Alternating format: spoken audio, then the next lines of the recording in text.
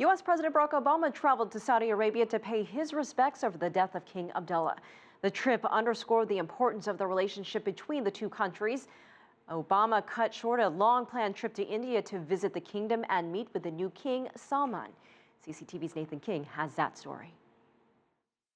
The visit lasted just a few hours, but it shows just how close the ties are between the US and Saudi governments. Shortly before his arrival, President Obama acknowledged the need to balance differences over human rights with areas of mutual concern.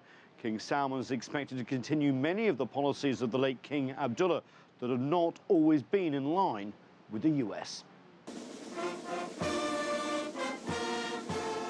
Arriving in Riyadh with a military band playing the national anthems of both countries, the US president met the new Saudi king. There was enough time for dinner and a bilateral meeting between Mr. Obama and King Salman, where the two leaders discussed regional stability. On the agenda, the situation in Yemen, where the pro-Western government has collapsed following an armed uprising by Shiite Houthi rebels.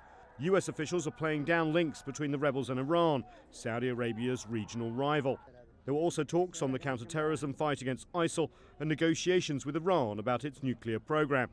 The US says it sees King Salman's accession to the throne as a sign of continuity. White House officials expect future policies will be, quote, quite similar.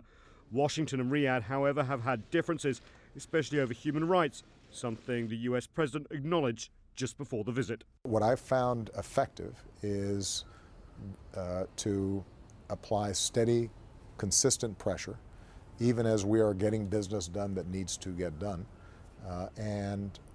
Oftentimes that makes some of our allies uncomfortable. It makes them frustrated.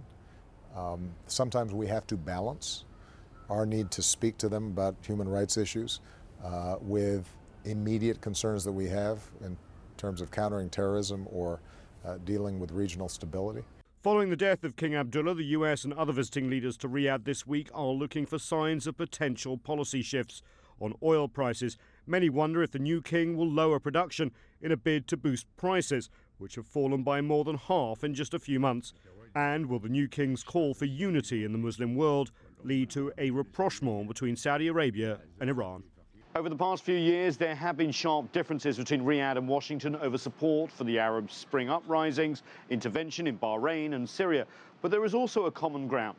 The alliance is strategically important when it comes to battling terrorism and maintaining stability in the Middle East. Saudi Arabia controls 40% of the world's oil reserves. Nathan King, CCTV, Washington. In Europe.